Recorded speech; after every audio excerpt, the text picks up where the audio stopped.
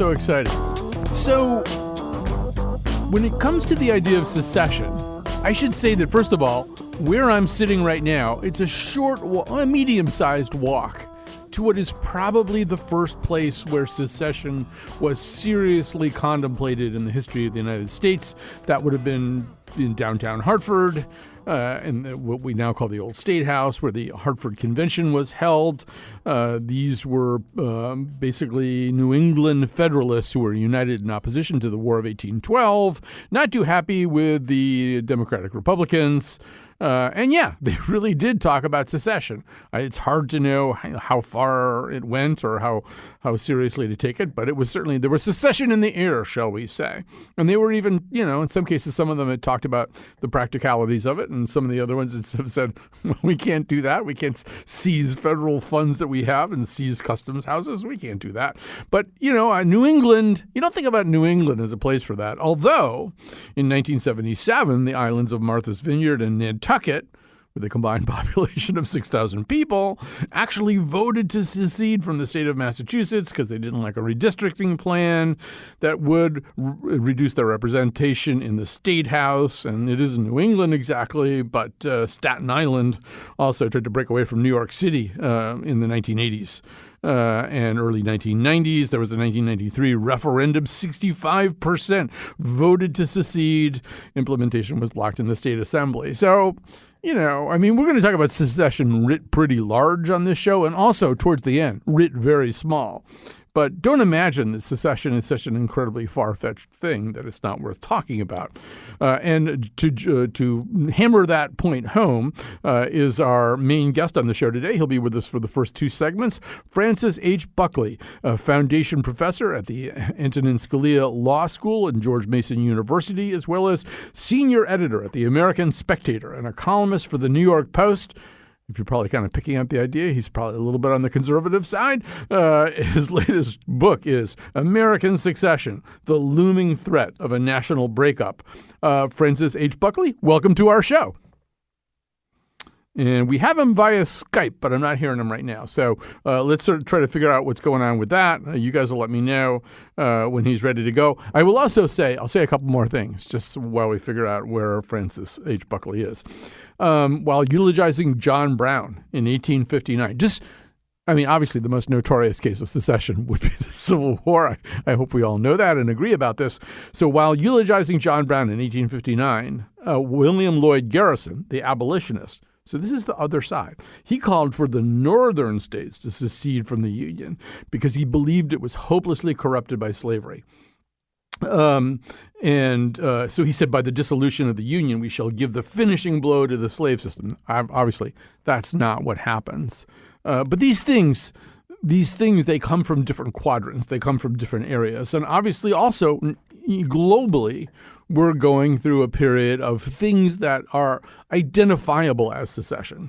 So you've got Brexit, obviously. You've also got a Scottish independence movement, which is newly revived now that Brexit is firmly and finally implemented.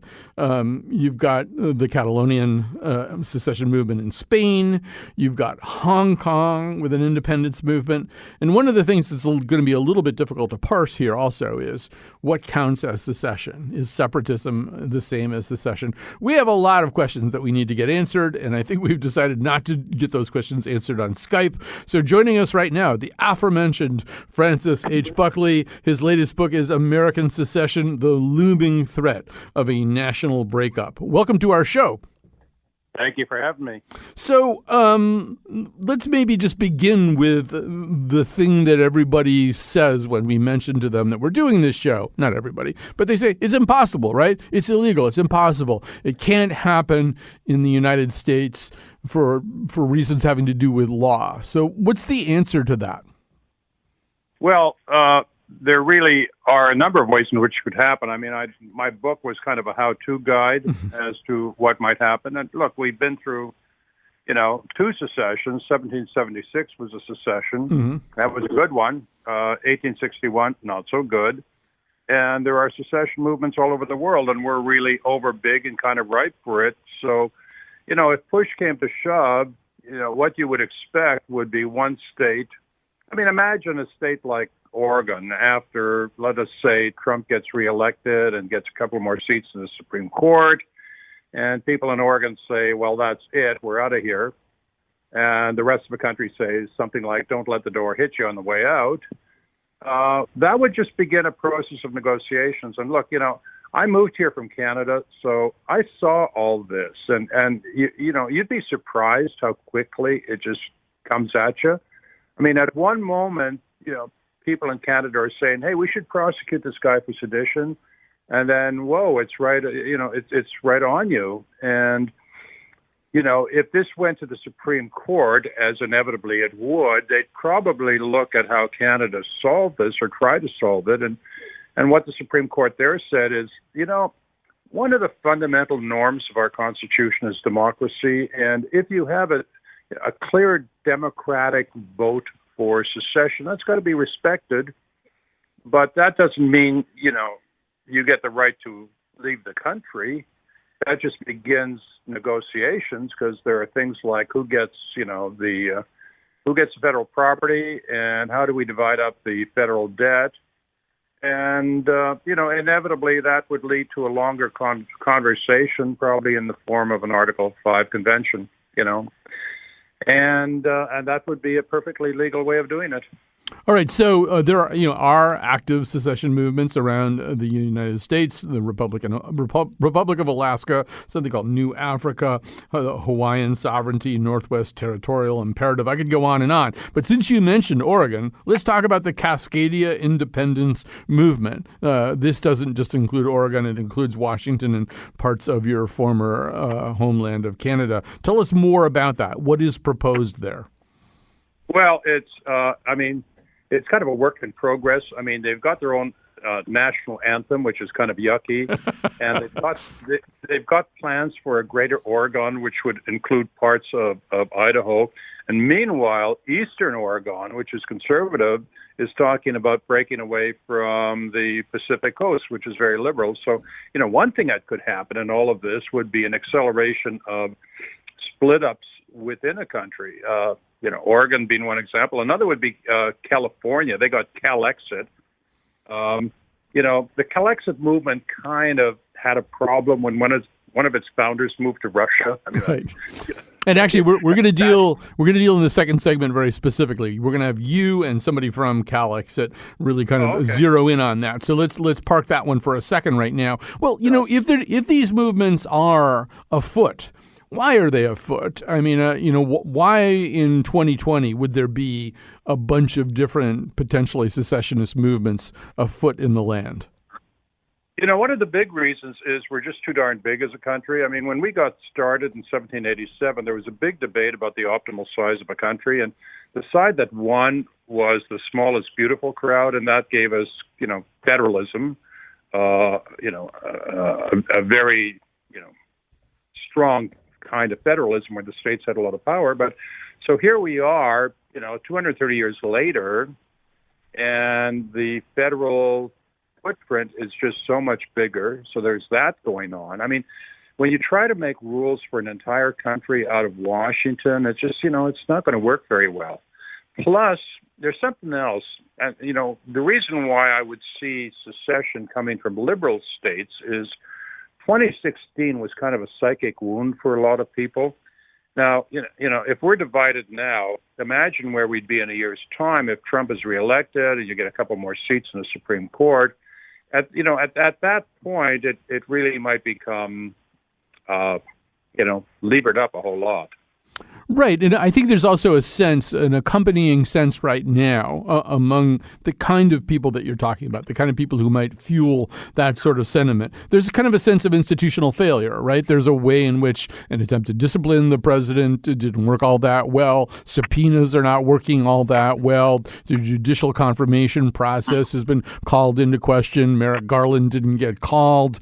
There's a lot of that kind of stuff. And underlying that is a fundamental distrust of certain tenets of the Constitution. The Senate seems malproportioned to a lot of people. So is that sort of what you're talking about, sort of a sense that we don't even believe that the institutions we have work the way we were taught in 8th grade? Yeah, well, I completely agree. Look, so I say I moved here from Canada. I wrote in a book about the superiority of parliamentary government. You don't have the gridlock problem there. You pass laws, and if they don't work, you repeal them. And that, it doesn't work so well here. It's hard to do stuff, and once you do it, it's impossible to repeal. It's the laws of the Medes and the Persians. So, I think we do a lot better with a parliamentary regime. But if it worked, it worked for 200 years here, and it worked because we pretty much agreed for much of our history on most things. Obviously, not always. But, throughout the 20th century, there was kind of a broad agreement, and as many bills were passed in periods of divided government as passed when one party had all three branches. So, but that's changed now, and that's a symptom of the problem of bigness. And part of the problem of bigness is when you have a country of 330 million people, you're going to have people with widely different beliefs, and that means gridlock. Let's hear, Kat and Frank, what those widely different beliefs sound like. Let's hear some of the voices of secession. If people at home in Texas were to want to secede from the United States, would you feel the same way and say if they want to do it, they should? Texas would never do that if I'm president. What about Vermont? They like me. Vermont also. It's very American to talk about secession. That's how we came into being. 13 colonies seceded from the British. So secession is a very much of an American principle. Asserting sovereignty of a state is essential to put our country back on the right track. Is a date set for secession yet? Fact of the matter is we are very proud of our Texas history, and people discuss and debate the issues of can we break ourselves into 5 states? Can we succeed? What about all the strong endorsements we have given of those republics that seceded from the Soviet system? We were delighted with this. We never said, oh, no, secession is treasonous. No, secession is a good principle. So some of those voices, you probably heard President Trump declaring Texas would never secede, and neither would Vermont. And then you heard Ron Paul, Rick Perry, Greg Abbott. So this is an interesting part of this, Frank, is that secession doesn't necessarily secession itself as an idea doesn't have a politics. You might not have heard me say this at the beginning, but William Lloyd Garrison at the time leading up to the Civil War was suggesting that the North ought to secede because the country was hopelessly corrupted by slavery. There's a way in which secession fits into more of a psychology than a partisanship. Yeah, it is that. By the way, those voices, I was listening and I thought, boy, who are these bozos? And now you tell me it's our elected leaders. Right. Well, of course, I should have guessed. Yeah, it's psychological more than anything. I mean, you know what really influenced me? I read James Buchanan's last State of the Union message, and, universally considered one of our worst presidents. But what he said made a lot of sense. What he said to the South is, look, hey, things are great. We had a great harvest. You guys have no right to secede, and you have no reason because no country better protects slavery. And he was right there. But nevertheless, you want to do it, and I don't get it. So what am I supposed to do? Am I supposed to send in the army? I think that if it comes to the point where the only thing that keeps us together is the army, I don't want to go there. And that made a lot of sense. So, by the way, if this ended up before the Supreme Court now, I think they'd hesitate before they give whoever the president is effectively a loaded pistol. It wouldn't be war. Mm-hmm. I think we went through this in Quebec, and what the Anglos in Quebec objected to was something called Bill 101, which was kind of a, francophone triumphalism. And the Anglos called it Bill 401, which is the name of the highway between Toronto and Montreal. So, what happened is like 300,000 English speakers moved to Toronto, where they wouldn't have biculturalism and they wouldn't have good bagels, but hell, they were going to move. So, if this sort of thing happened, expect that what we'd see would be what we're seeing now is sorting out of people between California and Texas and so on. So, buy stock in U-Haul is my recommendation. Right. And actually, the bagels are currently threatened by the anti-fireplace smoke laws anyway. Who knows how much longer that's going to last in Montreal. Yeah. So let's just sort of game this out a little bit more legally. For example, is there a legal or constitutional mechanism for secession? It seemed as though the Supreme Court ruled decisively that there wasn't, but your book seems to entertain the possibility that there still might be. Well, that was a decision in 1869 when the war was good and over. And if the thing arose before secession happened, and the question was, do we want another Abraham Lincoln? I think the Supreme Court might back off. Besides that decision in 1869 was premised on the belief that the Articles of Confederation were binding. And if the Articles of Confederation were binding, then George Washington was illegally elected president in 1789, because the last state to agree to ratify the new Constitution was in 1790. So I think the originalists on the court, in short, would look at what the framers were all about. And what the framers were saying in Philadelphia in 1787 was, hey, we could split apart, no big deal. We could go into three countries. Everybody thought secession within America at that point, within the 13 colonies, was very possible.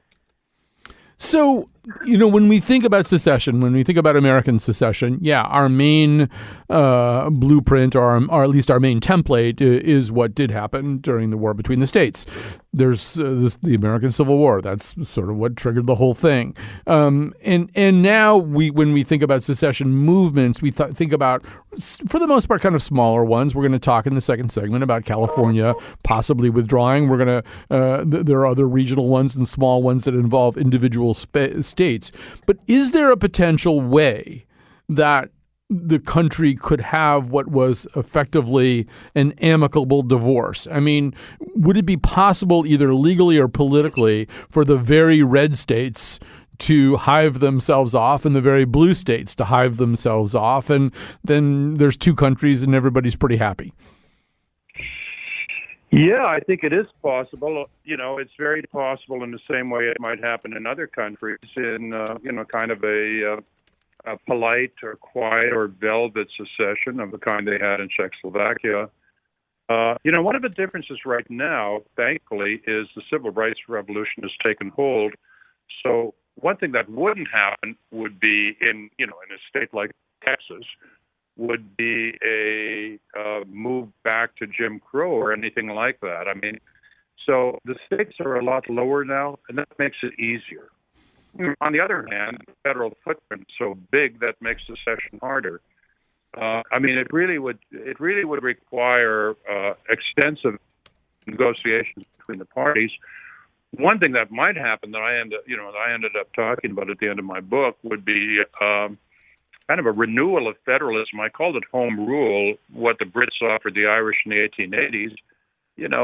An acknowledgement that different states might want to go different ways in a variety of issues that don't threaten the continued existence of the United States. We don't want to have to get a passport to visit Disneyland, right? But then again, if you're in the Schengen zone in Europe, and you're French and you want to go to Italy, you don't need a passport. And we don't want to have customs barriers. But then again, if what you want is a customs union, that's not a nation. That's like NAFTA. But there are things like that we'd want that we could do while still tolerating greater differences between people in different states. Well, and in part because the stakes are lower. It seems as though we experiment with that. I want to come back to what you mean by the stakes are lower in just a second, but it seems like we experiment with that all the time. For example, right now there's a tremendous amount of tension between states that contain sanctuary cities, states who have overall even a statewide immigration policy that radically differs from the immigration policies of the Trump administration. The Trump administration's response right now has been, among other things, to cancel global entry programs for the state of New York. But even more significantly, they're talking about withholding other kinds of criminal justice funding from those states that have a different immigration policy. You don't follow our rules, you don't get this other kind of crime-fighting money. So, maybe ideally what we want to have is a republic that's elastic enough so that you can go your own way on certain things, effectively nullify or have home rule over ideas, federal ideas that are repugnant to you. But as we look at it in play, I mean, I don't know, how elastic, Frank, are we really? Yeah, well, immigration's a good issue. What's going on in California right now, the sanctuary state idea, is what James Madison called interposition, and he thought it was great. I mean, he thought that if a state thinks that what the feds are doing is crazy, the state should have a role in kind of doing whatever they could to block the federal law legally within their state. So we've got a real history of that sort of stuff going on. And mind you, immigration's a tough one because if you're an immigrant to California, you're an immigrant to the United States. So they have this in Canada. Quebec has its own immigration policies. But, you know, when you get into the details of how it works, it's really pretty complicated. When you said before, you used that phrase a couple of times, the stakes are lower. What do you mean the stakes are lower? Well, I'd like to think that the civil rights, you know, people who might object to, say, Texas secession might think, oh, my God, they're going to go back to slavery. Well, no, okay? Not only that, they wouldn't be going back to Jim Crow, all right? I mean, we've had a real sea change in the way we think about basic policy issues since over the last 50 years, thankfully. And I don't see any movement anywhere apart from utter crazies to change that. I mean, that certainly doesn't describe Texas, okay? So there are differences, but it's not like 1861 in that sense. So, you know, don't get me wrong. I'm happy there was a civil war that ended slavery, as painful as that was. But I don't see the call for anything like that right now or any concern about that sort of thing like 1861. We should say, if we haven't said it already, that despite having written, in your words, a book that provides a blueprint for secession, you don't like the idea of secession, right? You don't think that's, in fact, a particularly healthy path for this nation to go down. No, I'm nostalgic for an earlier period in American history where we all came together. I mean, there was a tremendous sense of that after 9/11. And for most of our history, the idea of secession would have been, you know, most of the 20th century would have been utterly nuts. We had a strong sense that America was united and that we were a good country. And one of the things that's happened is the idea that we're a good country is under attack from a lot of people, the cancel culture. So, you know, if you buy the idea that, you know, that America is basically a vicious country, I don't know why you'd want to be a part of it. And if you think that the other people in America are basically deplorables, why would you want to live in the same country as them? Right. It seems as though the larger stressor may be, you know, we talked about a distrust of federal institutions or a notion that federal institutions don't work right now. And we're about to go through another set of stress tests. I mean, either the federal government will be able to respond meaningfully and effectively to coronavirus or COVID-19 or not. And states may ultimately decide, wow, this they can't even protect our health as well as we'd like to do that. We think on a smaller level. You know, you said at the beginning, we're over large. Well, it's hard to police a virus over such a huge landscape with so many different kinds of places in it. You know, it might be easier to keep coronavirus out of New England or Cascadia. There are ways in which we have other common enemies that are not like 9/11, not like the Cold War, but common enemies that may suggest to us we're better off being smaller. Well, we're better off being smaller in a couple of respects. I mean, I haven't heard conservatives making much noise about secession, but there are a whole bunch of conservatives who worry about the extent of the regulatory state. And what they're talking about is the Code of Federal Regulations. So, you know, secession within a state would be something like Brexit. You'd get out of, you know, all the regulations Britain's complained about from Brussels. You'd also, you know, there also are conservatives who worry about corruption in government. There are a lot of Americans who worry about corruption in government. But what they're talking about is K Street in Washington. They're not talking about Dover, Delaware. Now, you got some libertarians, and boy, you know, in Quebec, lot of libertarians thought the idea of getting rid of one entire level of government at a crack that would be just great. So, there would be a constituency for this. And then, then you have some people who rail about what they regard as the excesses of liberalism within their community, which is not something that you can blame the feds on over much. But nevertheless, that's a problem of bigness when you try to put everybody together. I mean, somehow it all worked out in Canada in the end. I mean, a lot of compromises were made. And, maybe we had too many, lovers in common with people on the other side. It just, I had plenty of colleagues who were separatists, and we were going to get along, period. Right. All right. I don't see that now. Even dating apps are divided. Right, but and it turns out national anthems in the case of Cascadia. All right, we're going to grab a quick break here. We've got Francis H. Buckley with us. We're going to be joined by a proponent of California secession. Marcus Ruiz Evans will join me and Frank Buckley right after this. Is tradition continuity? I pity the country. I pity the state. And the mind of a man. All right, we're back. First of all, thanks to Josh Nalea, the producer of this episode. Kat Pastor is on the board, making everything sound great. Tomorrow, our cultural roundtable, The Nose, will recoalesce here on the air. We've been to see the movie. We will have been to see the movie Knives Out, which is kind of enjoying a second life right now. We'll be talking about that and the proverbial other things. All right, so Francis H. Buckley is here with us, foundation professor at the Antonin Scalia Law School at George Mason University. His latest book is American Secession, the looming threat of a national breakup. Joining us now is Marcus Ruiz Evans, co-founder of the Yes California movement, the largest and most widely known community of activists who believe that California should be an independent country. He is the author of California's Next Century. So I'm going to start with you, Marcus Ruiz Evans. Maybe just explain what Yes California is and how it got that name.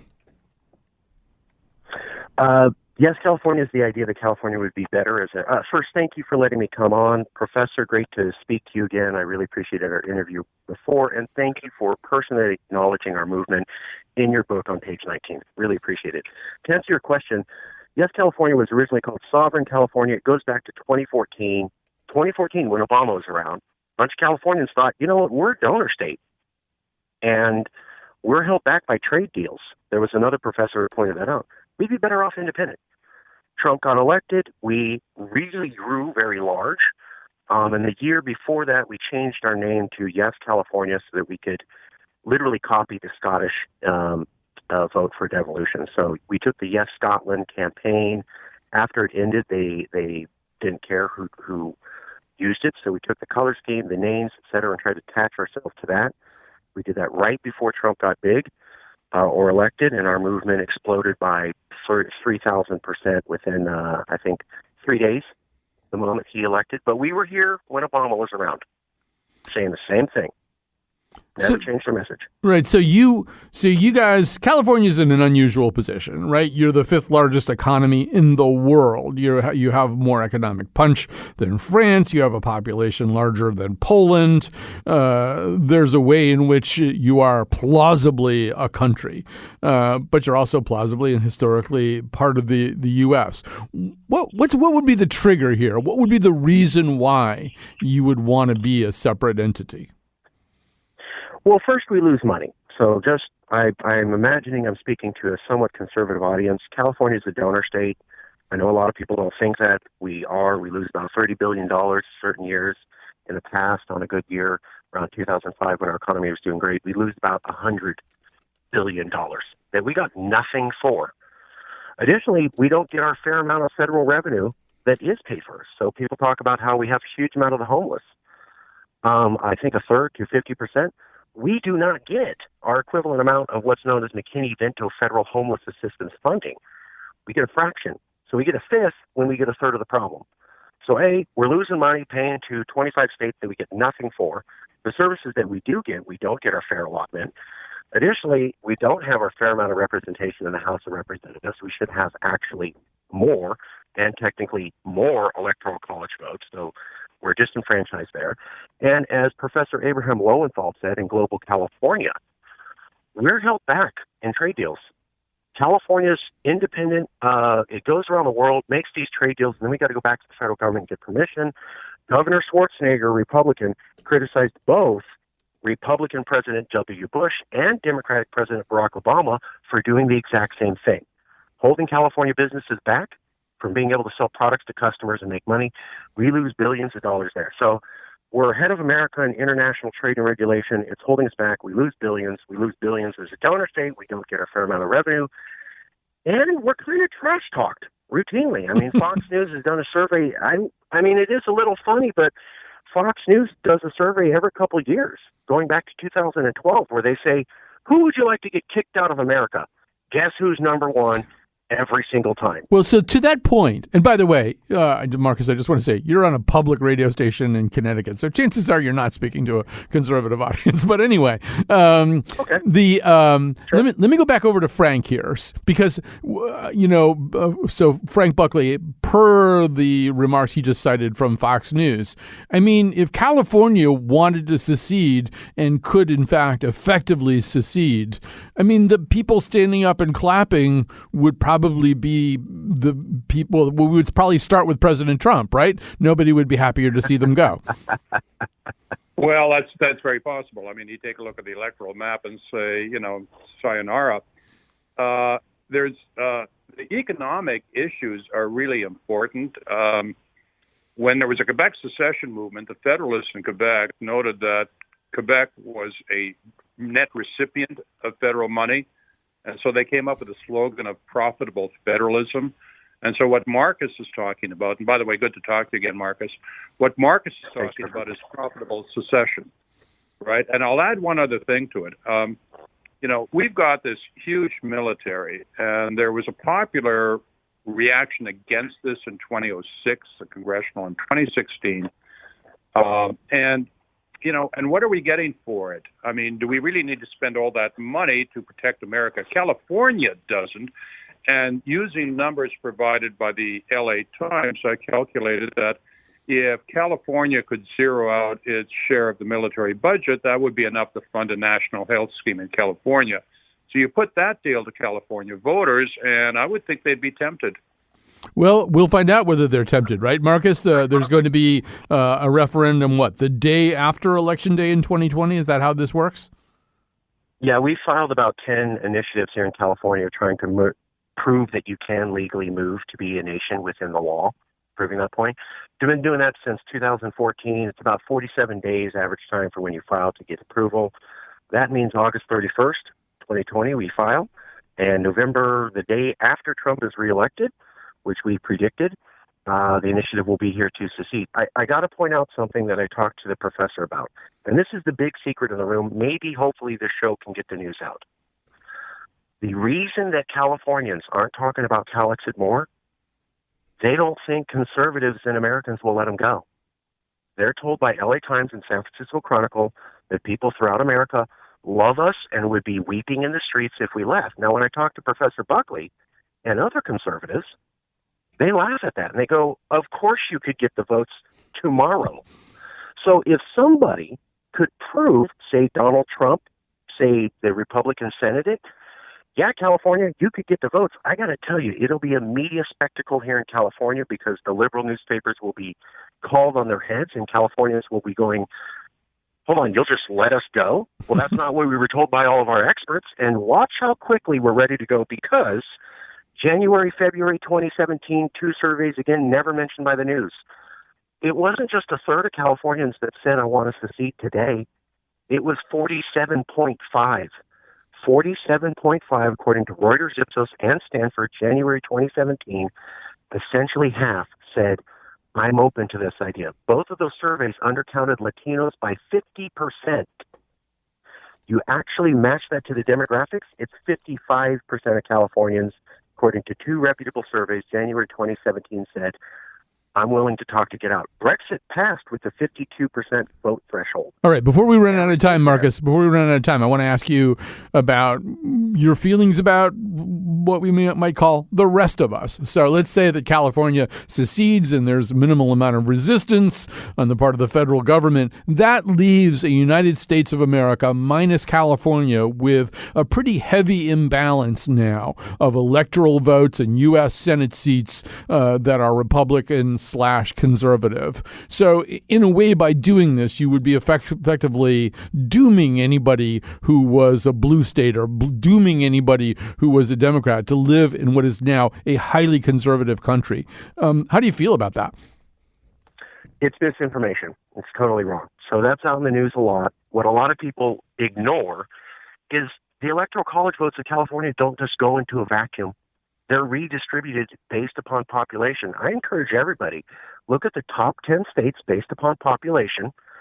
1/3 are red, 1/3 are blue, 1/3 are independent. That means competition still exists, and nothing will change if California leaves. The news will not acknowledge that the electoral votes don't just go into a vacuum. They're redistributed based upon population. The formula's out there. I don't know why no one in the news will point that out. Seems kind of obvious to me. So let me go back to Frank Buckley about that then. How do you see that question of what happens when a state like California, which typically represents a big part of the democratic power in the United States, what happens when it goes its own way? Well, Marcus is right in the way by virtue of the Electoral College. The electoral stake isn't as big as all that. But I want to take issue with something Marcus said. I don't think a state has a right to secede. And when the Quebecers were proposing an exit option, they called it sovereignty association. So what they said is, look, we recognize we just don't have a right to secede. We recognize that if we want out, what we have to do is start talking about how to divide up the public debt and federal property and so on. So all of that would be on the table before there's really an acknowledgement of secession. You see, if California voters voted to secede, the votes of Americans in the rest of the country count too. So you'd have to take that into account. I don't think that fits neatly in a referendum question, but nevertheless, you'd start with the process of negotiations, and heavens knows where that would go. So, Marcus, I'm running out of time here. But so another scenario is you try this, you get it right up to the brink, and it fails. And now you've got a state that attempted to leave the Union, didn't make it all the way out, still is in the Union. And let's say that President Trump or Donald Trump Jr., or I don't know who's going to be president at that point in the conversation. But you've got a situation where a secessionist movement didn't work. What are there fears among Californians about reprisals in that kind of a situation? No, because we think it would work. So no one in our movement said, let's just unilaterally secede. We looked at Texas versus White, the only Supreme Court case on secession that said with consent of the states, you could do it. That's why I'm saying to the professor and to you, we think conservatives will give us the votes. If Donald Trump just went out there and led the Republican Senate and said, let's talk about if we'd be willing to go. We have permission in the Congress, a majority vote threshold, at least for the Senate and the presidency, to get out. Erwin Chemerinsky, the top professor of constitutional law in California, said a simple majority vote of Congress would be enough to qualify the Texas versus White threshold and allow California to legally secede. Those votes are there. Americans aren't aware that Californians are that willing to go, and Californians have been lied to that we can't get the votes. All right. Well, there's only one way to find this out, and we can't do it here on the show, but it is waiting for us somewhere down the road of history. For now, because we're going to switch gears here a little bit, we're going to go to a break. I have to thank Francis H. Buckley from the Antonin Scalia Law School of George Mason University. His book is American Secession, The Looming Threat of a National Breakup. Marcus Ruiz-Evans is the co-founder of the Yes California movement. Let's take a break and come back. We will talk about, well, you might call it micro-secession. No doubt about his intent. Resist, brother, resist. He is for some, not for all. Well, I talked at the beginning about how there have been kind of miniature secession movements, things like Martha's Vineyard and Nantucket proposing to secede from Massachusetts, Staten Island trying to secede from New York City. But it could get even smaller than that. For example, maybe a bunch of anti-vaccine people will want to secede. You have the People's Republic of Measles, but probably not. And probably it's going to break down among, in fact, lines that have to do with where people go to school and what kind of schools they go to, just in a different way. Joining us is Erica Frankenberg, professor of education and demography in the College of Education at Penn State University, focusing on racial desegregation and inequality in K-12 schools. Erica Frankenberg, welcome to our show. Thanks for having me join you. So this is not a theoretical conversation about whether or not school districts can secede, so to speak, whether school districts can differently constitute themselves. This is something that happens. Explain to us how and why it happens.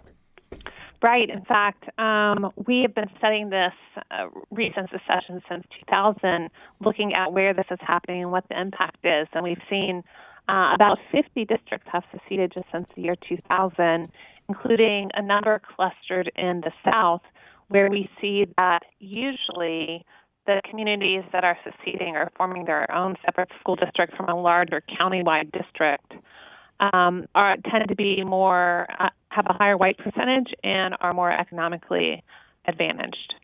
So, and explain maybe how does this process get initiated? In other words, how, maybe even just take one of the examples you've studied, and we should say that more than 70 communities since 2000 have tried to secede, and nearly 50 have succeeded in seceding. Give us a sense. How does the ramp up to this go? Yeah, I got interested in this first because this was actually a process I saw starting in the county that I grew up in.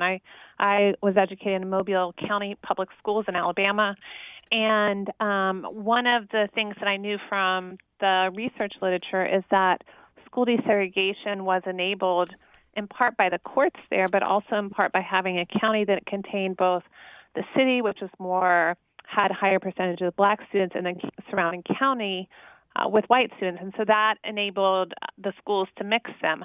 I saw this white community that was now looking to form its own school district. And what happens is this is sometimes initiated by the mayor, business leaders who see this sometimes as almost an economic development issue for a community, that having your own municipal schools will allow you to decide what kind of resources you put into it.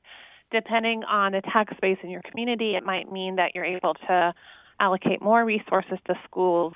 And so it can be something that at least looks to be attractive for these community leaders. The state, and each state has its own laws in terms of which communities are eligible, under what conditions, what the process is. Typically, there's a consultant that's engaged to try to say, yes, you have money to support this. And so that's kind of how the process goes. It has kind of a pull the ladder up feeling to it. And we should say that here in Connecticut, it would probably be impossible simply because we have an unusual state constitutional mandate for the provision of education. That's occasioned 2 or 3 of these landmark lawsuits like Sheff versus O'Neill that argue effectively that students in cities who aren't getting the same education deserve the same education. But apparently that's Erica, that's the reality that I know. Apparently, in lots of other states, it's okay to begin having this conversation. What if we could give this one group of presumably considerably more affluent students a much better education, declare them a school district of winners, and presumably implicitly declare other school districts of losers in this equation? I mean, first of all, am I seeing it wrong? Do I have my Connecticut goggles on so that I'm missing something here? Well, I will point out one thing for Northerners to consider, including people in Connecticut, is that to some extent these boundary lines that are being constructed in the South, separating communities, have already occurred in places like Connecticut. You know, each municipality, I believe, in Connecticut is able to have its own school district. I know I'm in Pennsylvania. There are 500 school districts here.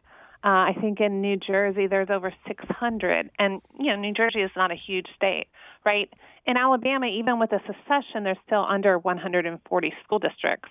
And so I think that's one important thing just to clarify, that to some extent these boundary lines already exist in the North, and those are really important for us to think about the implications of them. And certainly Connecticut, because of the Sheff case, has been thinking about them.